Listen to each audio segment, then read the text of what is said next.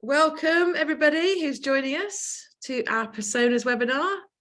Got quite a full house today, haven't we, Lee? Absolutely, yeah. This is our most successful one yet, Emma. I think nearly 150 people signed up for today, which is amazing. I can see a few friendly faces. Hi, Jane. Nice to see you. And we'll just give it a minute or two for people to join. While we're waiting, if you do feel like popping in the chat, you know, a little bit about yourself, maybe wait. I know it's always a good one to see where the furthest away place people are dialing in from. So tell us where you're dialing in from. We'll see who's the furthest away place. Edinburgh. Oh, my son was in Edinburgh at the weekend. Went to Edinburgh Zoo. Said it was amazing. He went to see pandas and koalas. Bless him. Nice. Got to see all the photos as well. Talk through them all.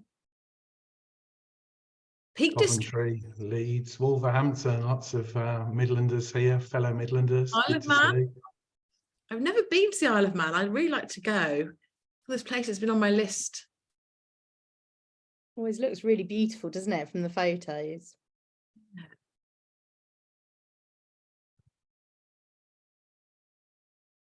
Do we have anyone from outside the UK? I bet we do. Yeah, here we go. Hey. Yeah. Hi, Christina. Hope you're well. Oh, and someone else from Wisconsin. I hope I said that right. Right, I think we should, in the interest of time, Lee, I think we should get started. Let's get going. It's just a whisker past 1 p.m. here in the UK, so let's get things started. So on behalf of the EX Space, a very warm welcome to all of you. Really appreciate you dialing in. Great to see so many folk on this, our third webinar, and some familiar faces as well. Couple of housekeeping points before we get going. We can't mute centrally, so given there's quite a few people on this, if you could mute your end, please, that would be fantastic, just in terms of sound quality. And then when we get to questions, if you want to ask a question, feel free to unmute at that point.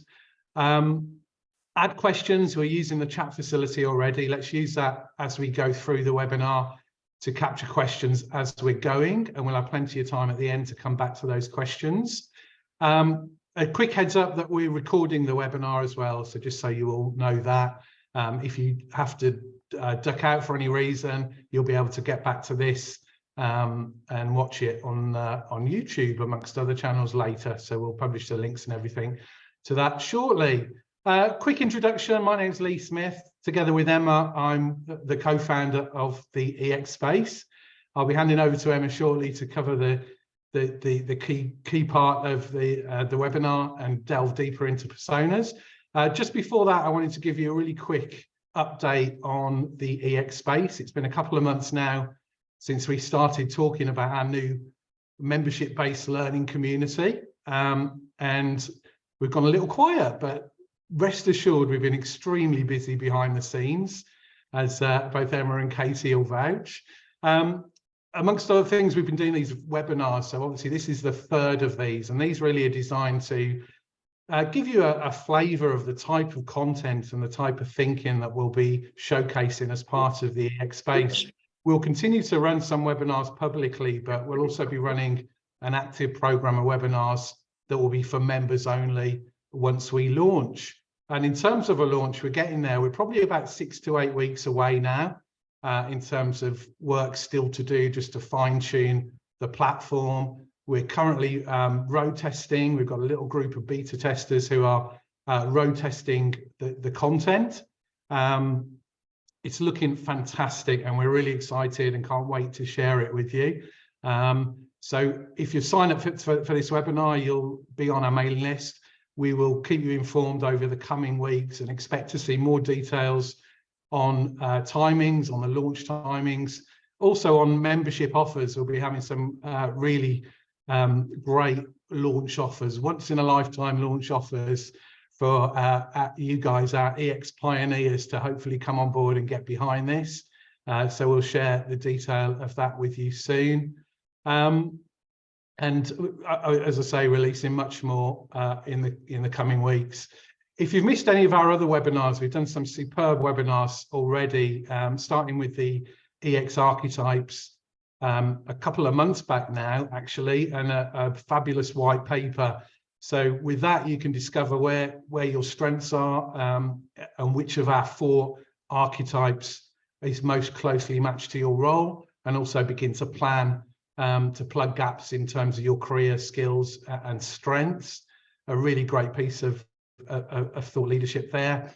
And most recently we did, both Emma and Belinda Ganaway did the maturity measure, which again, fantastic tool that sits behind that. You can access the webinar itself for both of those via the People Lab playlist. If you can get past all the cute cats and Harry Styles videos on YouTube, you'll find that People Lab playlist on there, and you can access all the webinars there.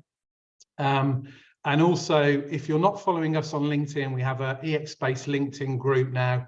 Please follow us there. We'll publish the links for this webinar and the other 2 over the next couple of days. And of course, that's a great place to stay up to speed. Without further ado, let's get into the meat of this particular webinar. So personas, hugely popular topic, this one. Personas are really nothing new, but the way that they're used has really evolved in recent years, as Emma will explain. And actually, from an EX employee experience perspective and the whole human-centered focus, these are really a key tool in your armory. Now, I'm showing my age a little bit here, but I first started using personas about 25 years ago. I was head of comms in a building society back then, a mutual financial services business here in the UK.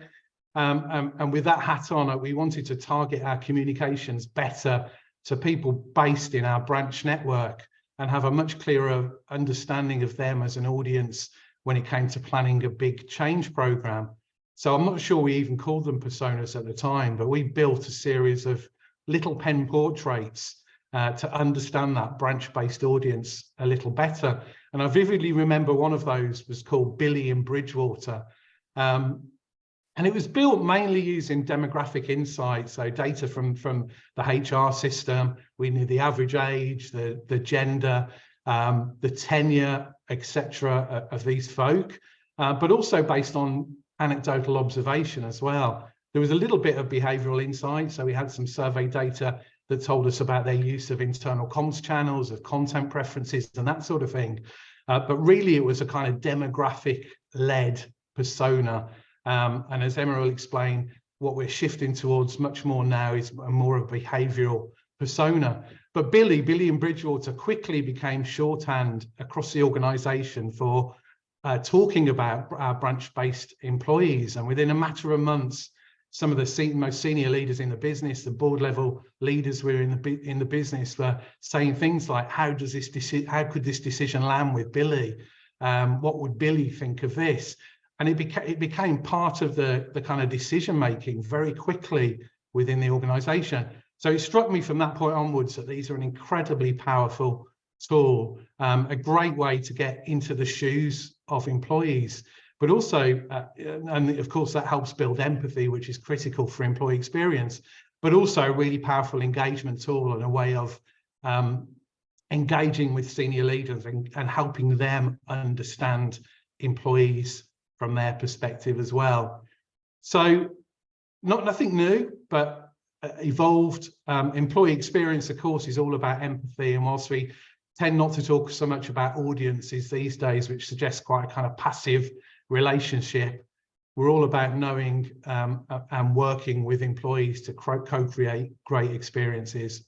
So without further ado, I'm going to hand over to Katie first of all. We've got a really quick poll just to see the level of experience with personas in the room. And then Emma will pick up and take you through the meat of the session today. Lovely. Thanks, Lee. Hi, everybody. So hopefully up on your screen now, you should see the poll. Just really interested to know, what's your current experience of using personas? Do you have them and use them? Maybe you have them, but they sit on a shelf somewhere or filed in a drawer. Maybe you don't have them yet, but it's something you're planning to implement. Maybe you don't have them and have no plans to have them. Or maybe you're not even really sure what they are yet.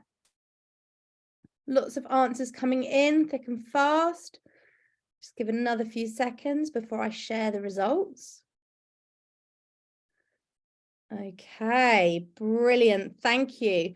Okay, so you should be able to see the results now. So 19% have them and use them.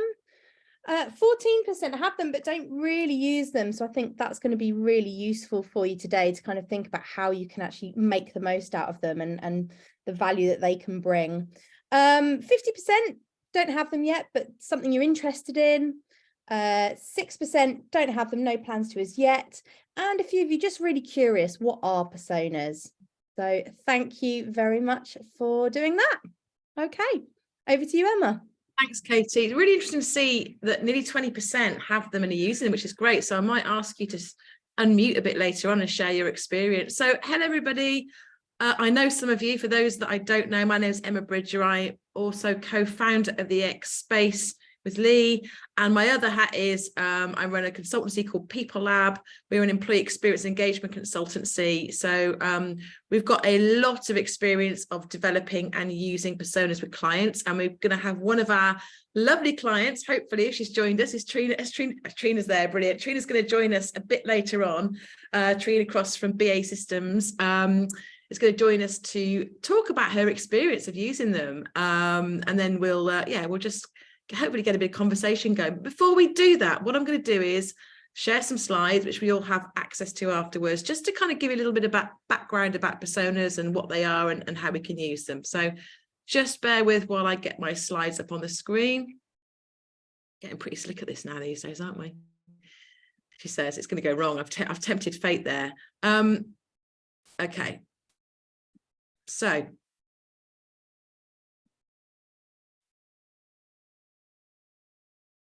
what are they? Let's start at the beginning, shall we? Good place to start. So as Lee said, personas have been around a long time. And like Lee, I started using personas like probably about the same time, probably about 20, 25 years ago. Not because I'm particularly clever, just because I was, again, internal practitioner and had the job of helping to put in place the first intranet for the company. And the tech team used user personas. I thought these are great. They'd work really well for my work. That's where I kind of first came across them. We think of personas as a thinking tool. They enable you to stand in the shoes of the people you are designing experiences for, the people you're communicating with, the people you are thinking about how to engage them. They're consolidated insights, which very quickly and easily, at a glance almost, kind of give you a snapshot of needs, wants, and motivations. They're absolutely grounded in data. So they're not something that you necessarily would come up with, in a kind of a meeting room with lots of post-its based on your own assumptions. They're absolutely based in real data about the people that you're designing for, your employees. And we think that quantitative and qualitative data is kind of your gold standard to use both of those kind of data sets. And there's lots of ways you can use them in the X design. You can, they can help to bring strategic priorities to life. What should we be focusing on? You might be looking at something very specific. You might be looking at onboarding. You might be wanting to understand the onboarding experience or the performance management experience. Your personas can help you step into the shoes of your employees to understand how that experience might feel for them. Absolutely help you to create solutions that meet human needs, because they take away the bias and assumptions that we all have as human beings about what we think might work for other people. And they are a brilliant tool to engage stakeholders, because again, when you're trying to make the case for change to your stakeholders, or perhaps you're with a bunch of senior stakeholders, and they're kind of pushing back at you and saying, well, this will never work, or our people don't want this. And actually having the personas can help you to kind of push back against some of those challenges that you might get. So lots of different ways you can use them, lots of different ways they're useful. As Lee said, we talk about behavioural personas, and I think, as we said, they've come a long way in the last few years. And when I first started, absolutely, the personas that me and my team developed were very, very demographically based. Like, we've got desk-based Dave here. So Dave is office-based, he's a manager. you know, he's aged this age to that age, he's long-term service award, he works here, etc., etc. Now, nothing wrong with that. We are tending to call this type of persona more of a pen portrait now. And what we found over the years, as we've got much better at really taking time to gather those insights and getting much smarter about the insights we gather, so much more behavioural based insights, we find that often the demographics aren't as relevant as we thought they were. So we find that actually, you know, we might discover that, you know, where people are based has very little to do with their needs and motivations at work. We might find that the level that people are at has very little to do with that. So it kind of helps to overcome some of our assumptions and biases that we have when we use more of a pen portrait approach. Now, when you do your research to underpin your personas, you might find there are some demographics that are still really relevant. And one of those that we tend to find still ends up in the final behavioural persona is often tenure. So we tend to find that needs and wants will change the longer you're with an organisation. But the idea is to do the research to really back up those assumptions that you might have. So I've put a behavioural persona on there. I'm going to talk through that specific one a little bit later. I've picked that one because most people tend to have a saboteur persona in their organisations. Hopefully you don't, but most people do. So what are we using? I've talked about this already. A nice pair of very peach shoes there. They help you to stand in the shoes of the people you're designing for. Or maybe wear the hat of the people you're designing for, whichever your preference is. And they kind of push us to step out of our own implicit bias and assumptions. So when we think that we know what's going to work for people, it just helps us to kind of really test those assumptions. They help us to build empathy. They help us to think about how things might feel, how things might be from the perspective of different points of view. And ultimately, using them helps us to create much better solutions than we would do if we didn't take this approach. And if we've got time, I've got some great examples I can kind of share with you to bring that to life a little bit. So, as I've said, they help us to identify with real people, and they help us to unlock our empathy. They can also simplify as well. They make tasks less complex. Once you've got them in place, you can really get to the heart of what needs doing very, very quickly. It's one very quick example here. We were working with a client years ago who was a dairy manufacturer who had a specific program they wanted to put in place. And the program wasn't really quite landing in the way that they thought it could or should land. And at a sort of a 90-minute workshop with them using their personas helped us to very, very quickly unearth the reasons why things weren't going the way they thought it should go. They also can guide the ideation process, so looking at what ideas might work for different types of people. They help to surface good questions. They absolutely help to settle arguments about what will work and what won't work. And they ultimately help to drive behaviour change because you're understanding what's going to work for other people. They're behaviour-based. Where do you start? So again, this is a very, very quick and very high level roadmap for how to develop personas. So first of all, what's the purpose? Are you developing kind of company-wide personas that kind of take into account, you know, the whole employee experience? Or maybe you're in a specific team. Maybe you're in a learning team. So we want to develop some learning personas. How do people, what are the behaviors around learning? Or you might be in an internal comms team. You might want to develop some internal comms personas. So what's the purpose is the starting point.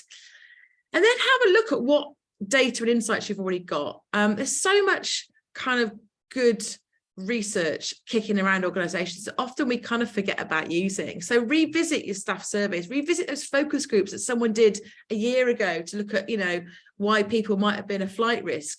Look at your exit data. So see what you've already got out there. And then that will help you to identify the gaps and fill them. So you might then need to go out and run some further workshops or run some further surveys if you've got some gaps in your data. You might not need to. We tend to find that 9 times out of 10, a little bit of extra qualitative kind of workshop style data on top of your existing insights can work really well. You then use these insights to create your version 1. And with your version 1, you go and test and learn. So you pick something you actually want to work on. So you might say, let's see how these personas work with a real life challenge. So let's pick onboarding, for example, or let's pick performance management, or let's pick, let's say we're going to go through a big change program. Let's use them in a real setting and see how they work. And that will give you really good feedback in terms of, yeah, they actually work really well. They helped us to step into the shoes of the people we're designing for, whatever it is we're designing, and really gave us the insight we needed. Great. Or no, they're not quite there. We might need to iterate them a little bit more and launch them. And the most important thing, obviously, is that they get used. So we third, I can't remember the stat now, Katie, you'll be able to look it up, about 15% or so said we've got them, but we don't use them. That's very common, actually. We talk about the persona graveyard. Very common to put a lot of work into developing personas, then think, actually, oh, we can't use them. There's a few tips we'll share with you in terms of, how to make sure you do put your personas to work. So I've got an example here. I'm not going to read through it all in detail. You'll have the pack afterwards, but this is an example of a behavioural persona, the Saboteur. So a little bit of background on who they are, what they're all about. So I said there's a little bit of demographic in here. They've been here a long time. That's probably the only bit that's in there. What do they need most for a great experience? So part of the behavioural piece, the extra bit of insight we gathered for this particular one that we've anonymized, was really understanding what does a great experience look like for employees. And with that kind of feedback that we got, that insight we got, we were able to look at what sorts of elements different groups of employees need to have a great experience at work. So for these people, they need to be appreciated, they want to have impact, they want to be able to grow and connect, they want autonomy. So for example, meaning didn't really come out for this group, but it might come out for another group. So that's one example of behaviors you're thinking about with this persona. We also look at things like pains and gains. So what worries them, what keeps them awake at night, what frustrates them, what do they want though, what do they want to see? And what are the implications and opportunities and risks therefore? So again, we've got a little bit of background here for what that might mean. And we've also got some comms preferences on the bottom here. So I'm not going to read through it, or you can have a read through for yourselves, but great for our internal comms colleagues to know for this particular type of person, what works for them. And then finally, for this one, we also looked at where do they get their engagement from? So it's all about the organization, the brand. They really, relate to the brand of meaning. Well, for these people, the saboteurs, no, they're actually anti-organization. Could we do something about that? People, yeah, they've got friendships, but don't really go much further. And the work, 3 out of 5 on that one. So we looked at where they get their engagement from.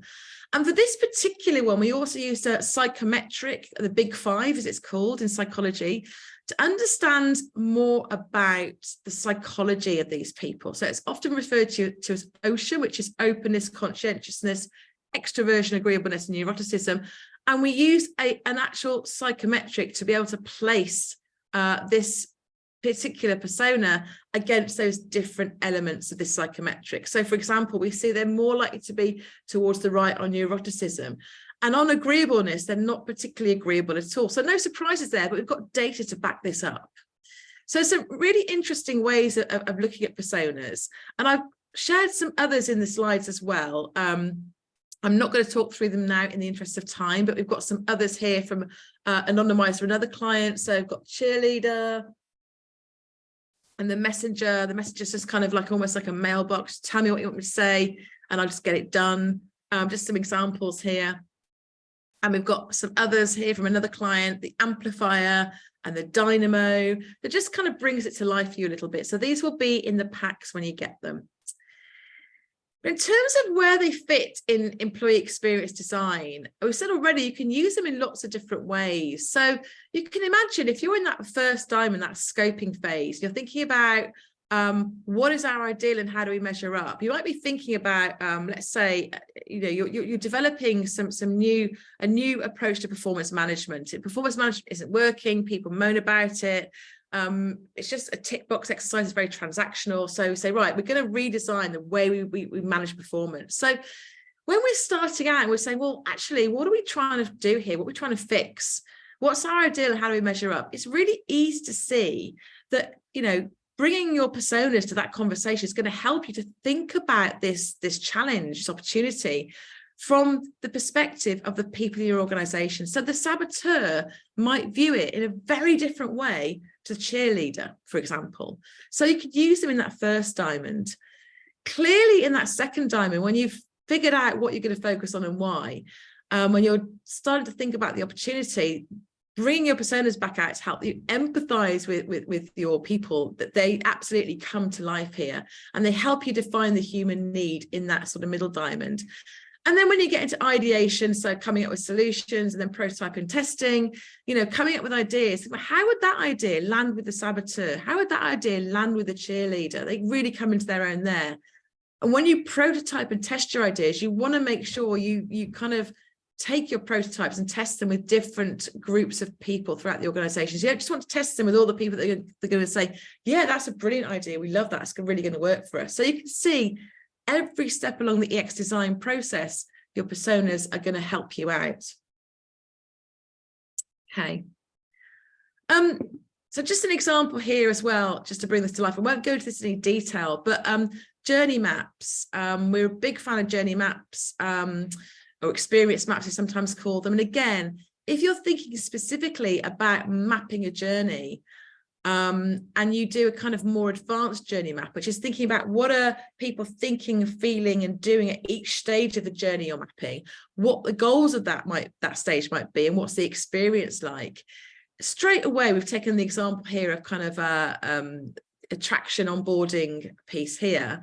You know, straight away you can see that the personas are going to help you to bring that to life. They're going to help you to see that experience from the different perspectives. And what I would say is, if you're thinking, well, that sounds like a lot of work, actually, you can do this really quickly. When we do a kind of, you know, a typical journey map with personas, you know, it doesn't need to take any more than about 90 minutes to 2 hours to do that quickly. You don't have to spend a long time doing that. And the insights you get from it are incredibly valuable and powerful. They can also help you to identify what we call moments that matter. So moments that matter are those kind of highly emotionally charged moments that have a disproportionate impact on the experience and therefore engagement. So they can be peak moments, or they can be utterly awful, broken moments. And your personas will help you to unearth the moments that matter for your people, both in terms of when you're creating your personas, when you're getting that insight, when you're developing them, that will throw out some moments that matter at that point. But also when you're actually using them to design different experiences, they can help you to understand what are the important moments for your people. And again, it just helps to overcome those biases, because we can think that we know what's important to our people, but actually when we use a persona, we tend to find that, you know, what we thought was important may not even matter at all to the people we're designing for. And another tool that we use when it comes to personas, and this is a tool that really takes your personas from being, you know, beautifully, you know, researched kind of representation of your people to something that you actually use day in, day out. And an empathy map is a brilliant tool that helps you to kind of visualize what your persona will think, feel, hear, say, do, what their pains and gains are for the particular experience you're designing. So again, say we're looking at that performance management experience. We've mapped that journey. We're saying, well, let's look at the performance management experience and the different points of view of the different personas. So let's take the cheerleader, for example. What are they thinking? What are they thinking and feeling and doing at these different stages of the journey? What might they be seeing and hearing? What are their pains and gains? Or maybe the saboteur. You probably get a very different empathy map for a saboteur than you would for a cheerleader, or whatever personas, you know, work for you. And part of what we'll do in the EX space, we're kind of going through this quite quickly today, but within the EX space, when you sign up, what we're going to do is we're going to have kind of like lunch and learn sessions, or webinars that will kind of walk you through in much more detail how to use an empathy map. For example, we'll take some actual real personas and we'll empathy map an experience, so you get real the opportunity to really understand how to put these tools to work. So an example here of an empathy map, again, I'm not going to go through it all here, but just to kind of bring it to life a little bit, just to show you what sorts of things tend to come out when you go through an empathy mapping exercise.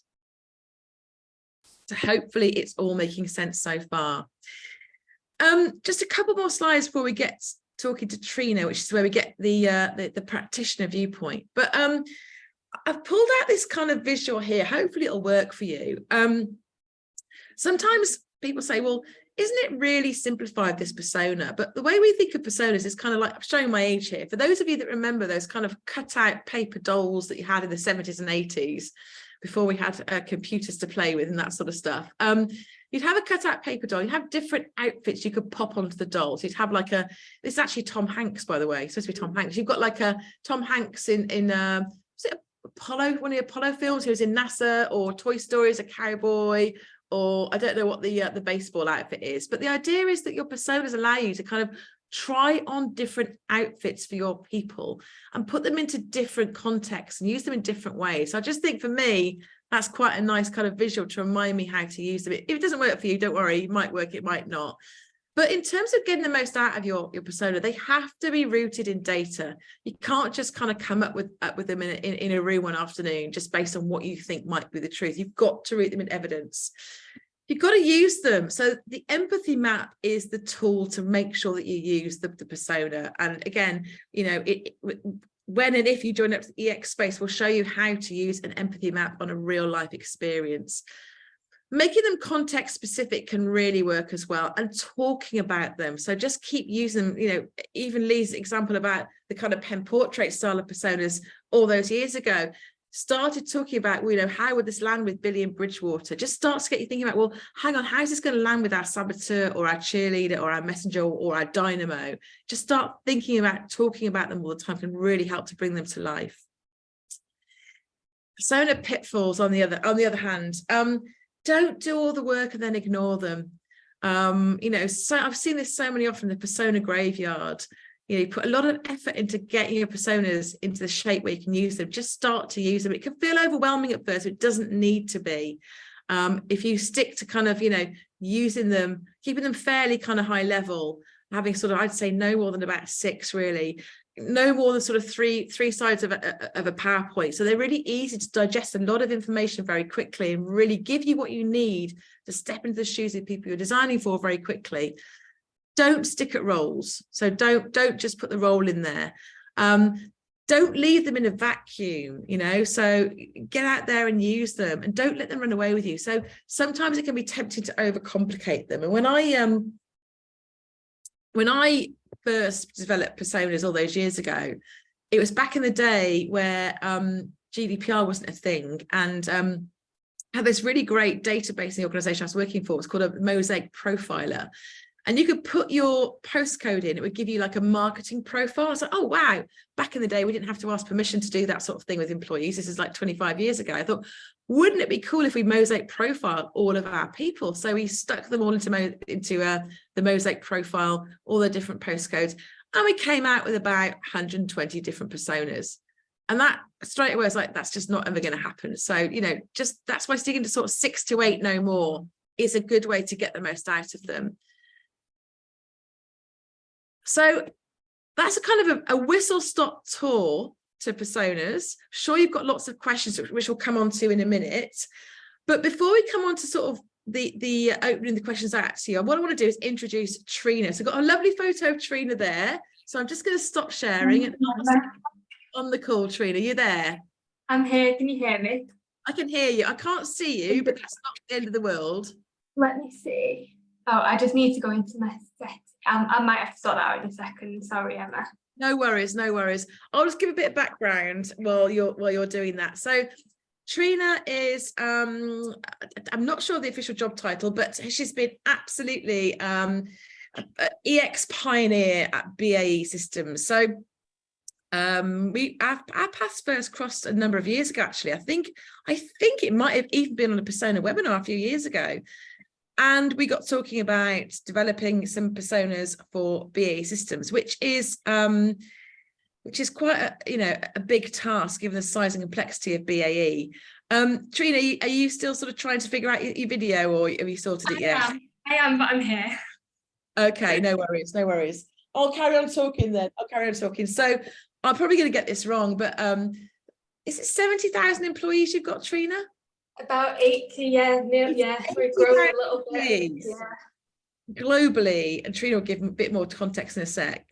So the thought of developing personas for an organisation that size feels pretty overwhelming, but BAE Systems have done it and they are using their personas, and we wanted just to kind of get Trina on the call to share with us more about their experience. So Trina, don't worry if you can't get the camera on, it's not the end of the world.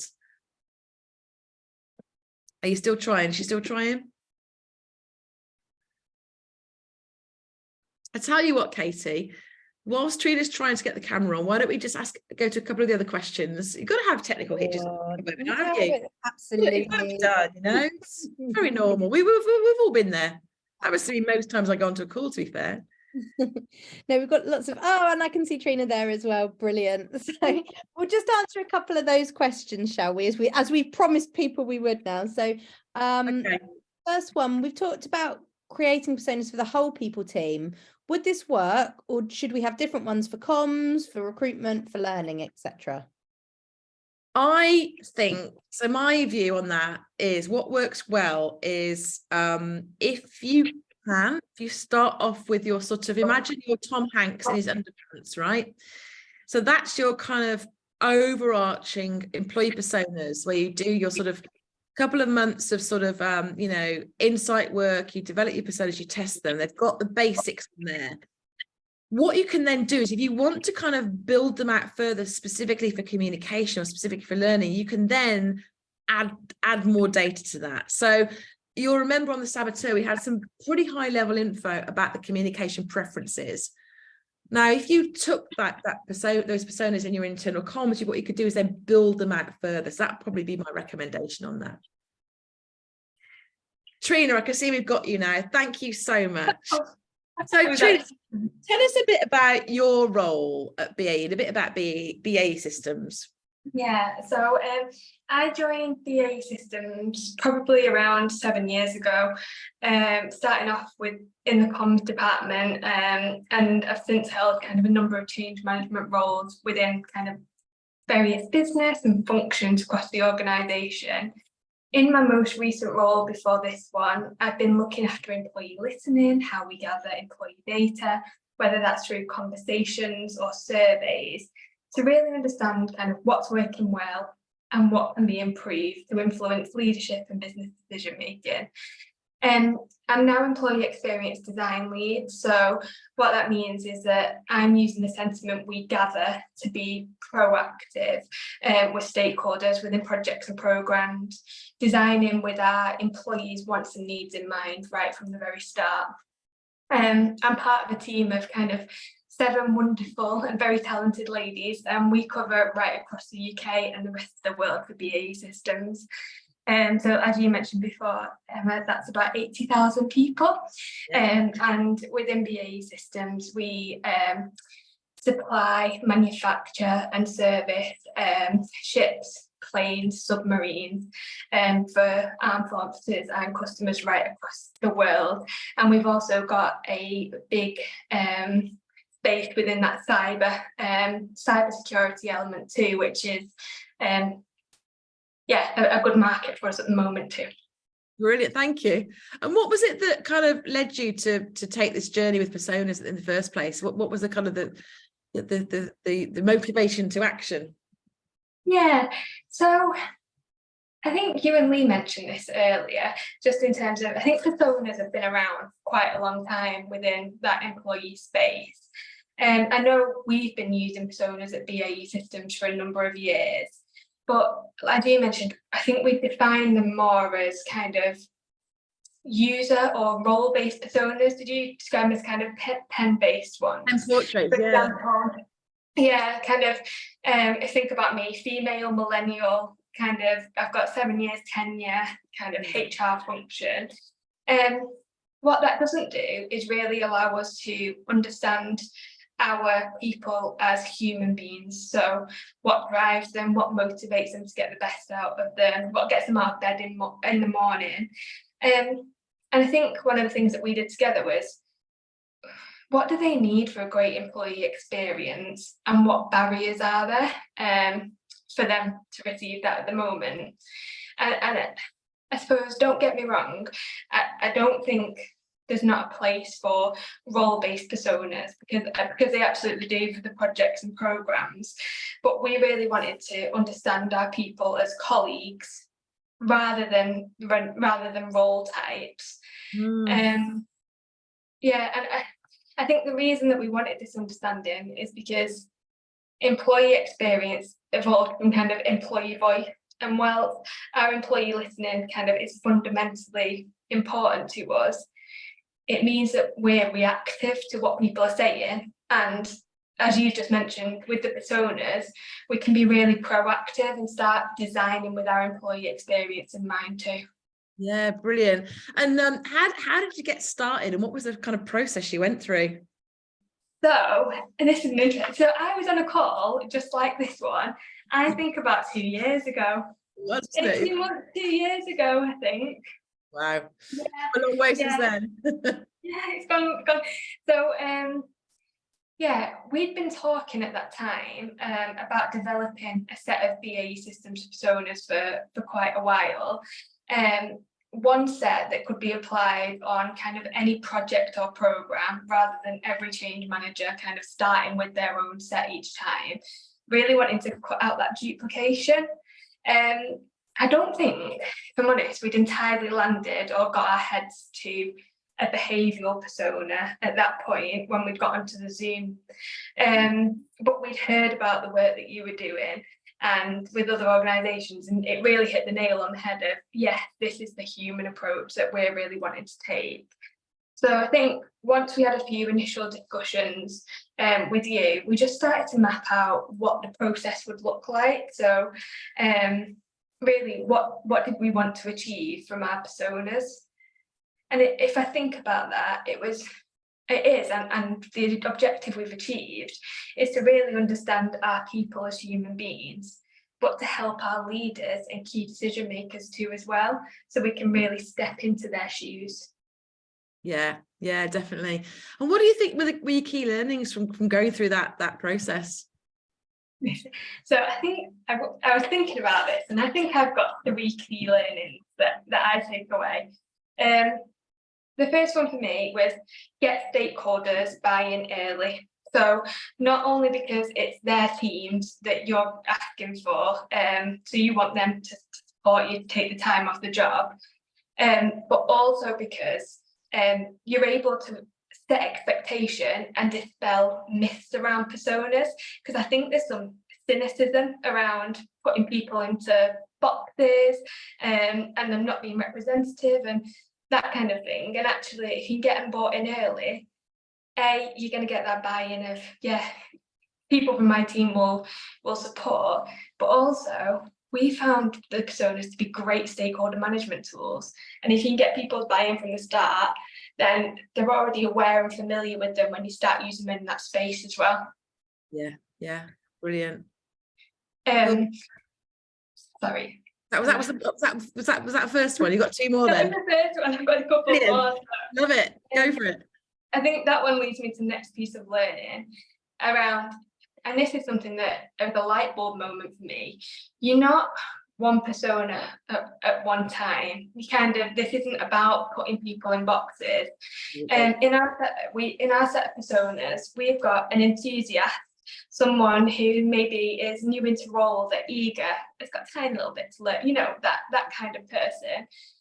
But we've also got someone in there who's a safe pair of hands. And actually, if I think about the tasks that I go through on a daily basis, in some cases, a safe pair of hands, just let me get on with it. In other cases, I am an enthusiast, I am new to it, I'm a little bit naive. So I think it's understanding that they're kind of fluid and not just about putting people in boxes. And then just my final one, and I think it plays into what you were talking about earlier, Emma. Don't worry about them being perfect or getting every single little detail in there. The personas are meant to be representative. I think I fell down the rabbit hole of trying to get to that role or user detail. And actually, with only 7 or 8 personas to represent 80,000 people, that's not where we wanted to get to. But it was just me lifting my head out to be able to say, actually, we need these to be representative. Brilliant, thank you. That's really good advice. I love that. So I know that they're being used, which is great. So tell us about how you're using them and sort of, you know, how they're helping you with the work you're doing. Absolutely. So we've developed an employee experience community of practice at BA Systems, because with the best of intention, with the seven of us within employee experience, we can't have the influence we'd want to across the organisation. We want to work with our stakeholders to make positive change within employee experience. So we've brought together our leaders and our kind of key business decision makers to start really understanding the tools and techniques that we're putting in place around employee experience for them to be able to use on their projects and programs too. And like I mentioned earlier, that's for us to be massively proactive in this space, whilst also having our listening going on. So the way that we've used the personas is to roll them out into that community first as a bit of a test bed. So we ran a workshop back end of last year and used a live example of exit. We got the personas out, we got people starting to understand them and use them. We went into empathy mapping to say, okay, what does exit feel like for this persona? What are the pain points and those kind of things. So really starting to embed the personas into the people who'd be using them. But then also, Emma, throughout the life cycle. So, you know, at the start of a project, when people come to us with a problem, saying, okay, how can we help you? Let's have a look at this from an employee experience perspective first. Amazing, thank you. I can see loads of questions coming through. So Katie, I'm going to ask you if you want to pull out a few questions, either for Trina or for anyone else, or anyone's got any comments. Yeah, definitely. I'll start with Trina, as obviously we've Brilliant from her. So question from Julia. Trina, do you have a different set of personas for each country? We don't. We've got one set. We have one set of personas that are representative. We did have this conversation when we first started to say, do we think we're going to need ones for our different markets? And actually, as we moved through the workshops and the interviews, which was the kind of process we took to create the personas, we realised that we didn't need a set for different markets. Yeah, we did think at one point we might do, didn't we? And we ran a little bit of testing just to see. And yeah, no, thank you. That's very often the case. And I mean, in my experience, you have to kind of like go on a journey. We often go on a journey with the client, sort of saying just trust the process, and we'll base it on the evidence. But we think you probably won't need different country personas, because there's, you know, a lot of talk about cultural differences. Of course there are huge cultural differences, but when you kind of get into the actual data and insight, what people want from a great experience at work is often quite universal. And just on that, just want to make the point, because I have had people sometimes say, well, aren't personas kind of like the antithesis of diversity and inclusion because you're putting people in boxes? But absolutely not. The whole point of personas is they allow you to empathize, they allow you to start to understand how the world might be experienced by, you know, by different people. So it's the opposite in my answer. I think, Emma, that's where they've really evolved as well since we started out doing this. You know, the Billy in Bridgewater was very much, you know, you could argue that reinforced stereotypes in a way. It was a sort of male in his 30s. And actually, the way we've evolved is that in a way they're sort of depersonalized, but they're more human now. So, yeah, I think that's a really important point. Can I ask a cheeky question, Trina, as well? When you were putting together the personas, what was the sort of biggest surprise? Were there any of those personas that kind of leapt out for you as, so for instance, I had a sneaky peek, and I think one of your personas is called the Forgotten, which I absolutely love. It's those people who are sort of forgotten, the forgotten corner of the organization. I don't know whether that was it or something else. Just wondered what your thoughts were there.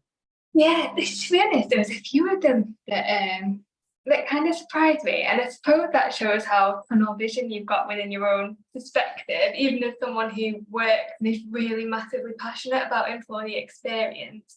I think the Forgotten definitely surprised me, but that was more in the space of our employees who are maybe on international secondment, and they just want that connection with the business to stay feeling part of the community. And I think what that defines is that ask of them, so how can we keep them connected with us? And the other one that surprised me, and actually we didn't have it in our first set because we did a set originally in our sectors and then tested it out and reiterated it globally as our team evolved. And there's one called the Saboteur in there, and we weren't sure. It was our employees who told us that we needed that persona in there. And because I don't come across people like that on a day-to-day basis, I was thinking there's not enough representation of that persona to be in our set. But actually it was our employees who said, yeah, we do deal with this type of behaviour on a day-to-day basis. So that surprised me too.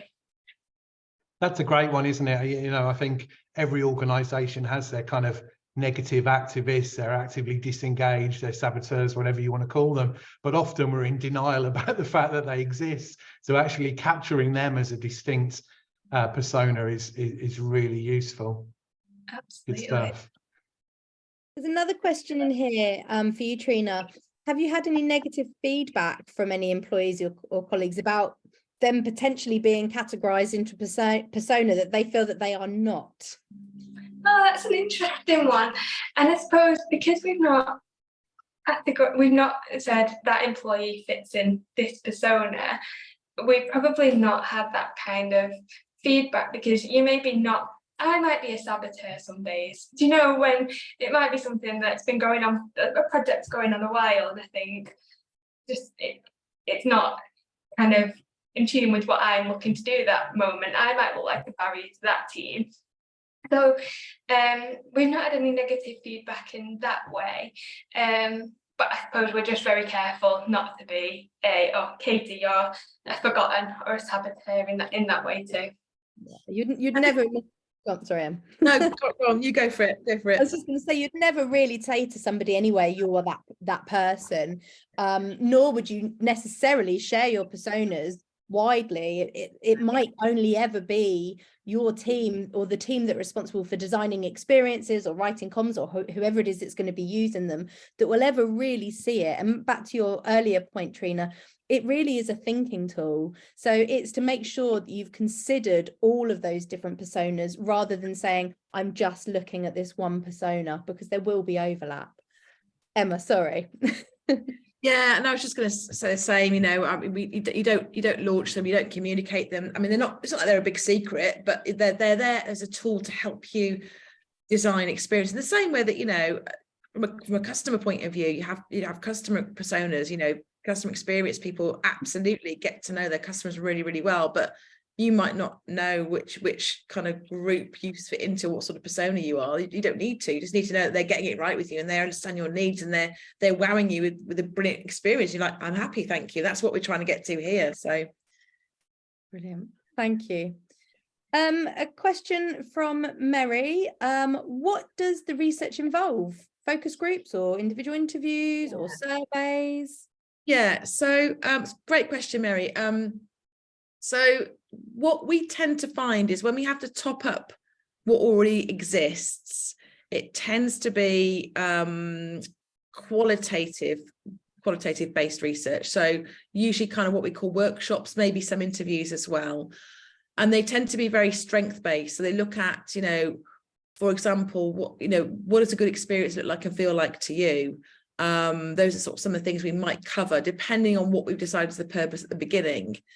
If we want to go into sort of more of the sort of psychometrics, then we might use a psychometrics tool like the Ocean tool. It really depends, but I would say 9 times out of 10 there'll be some qualitative aspect to it. With the BAE example, you know, that involved making sure that we'd got around all the countries because we wanted to make sure with Trina and the team that we had tested, do we need different personas for different countries, because that was a hypothesis at the beginning.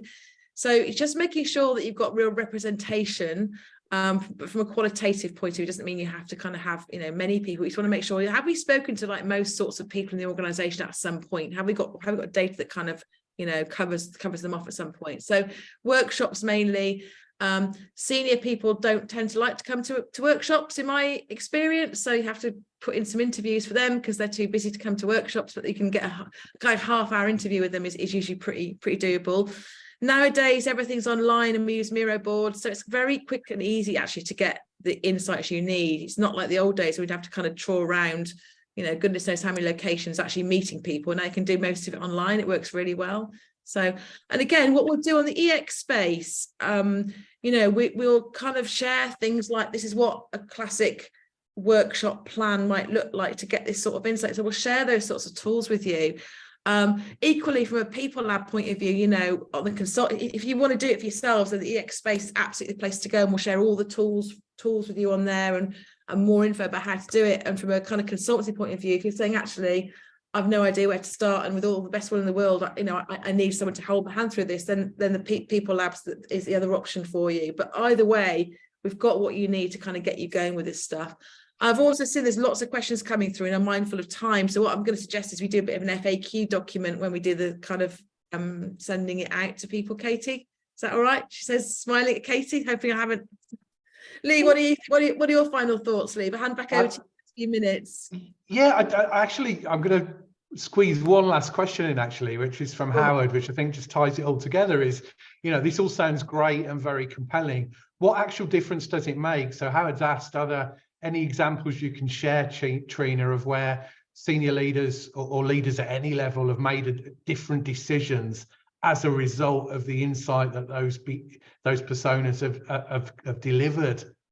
You know, what's the acid test on the ground once you've got these?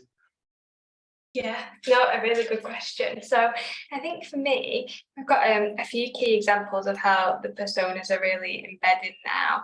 The first one is that you might not believe this, but we're not on Microsoft Teams yet as a company, and we need to roll that out. Recently, the personas have been used for that project, and having a look actually from a PA space to say, what does this mean from a PA's perspective, and making sure we've got representation from there in. And now there's kind of a more specialized project within that team around PAs as a result of those personas and the behaviors and how they might be towards the Microsoft Teams project. Another example is that they've been used through our PDR process when we're having a look at the design of that, how people might want their PDR, and how other people don't see it as much as importance, and what the differences can be for those kind of things. And finally, in our talent management space as well, but absolutely they're being used in lots of decision making. Brilliant. Just to add really quickly, I won't spend loads of time on this, but we've got a really good example of a company we work with that had spent a lot of money on a really shiny, sexy app they thought would do loads of stuff, and no one was using it. And we got on a call with them, and we used the Miro board, and we mapped the journey, and we used personas. And within about 10 minutes, the team said, "Oh my goodness, we've spent all this money on this app because we liked it, and we thought it would work, and we realized that we are not the company." And very, very quickly we realized that, you know, we were able to kind of like, you know, make some quite quick decisions and turn it around quite quickly to make it work for the rest of the organization. So fantastic. So it's clearly a topic we could continue on about all day.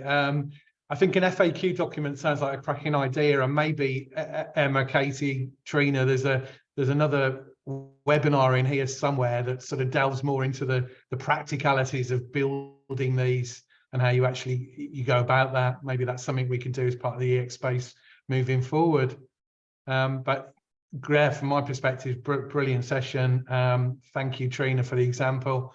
Thank you, Emma, for the insight. Thank you, Katie, for running the show, and thank you all for attending. It's been a great session. And keep an eye out on LinkedIn, and don't forget to visit YouTube. thanks, Lee. Thanks, everybody. Thank you so much, Trina. Thanks, Katie. Thanks, everyone, for joining us. Lovely to sort of see you all. Cheers all.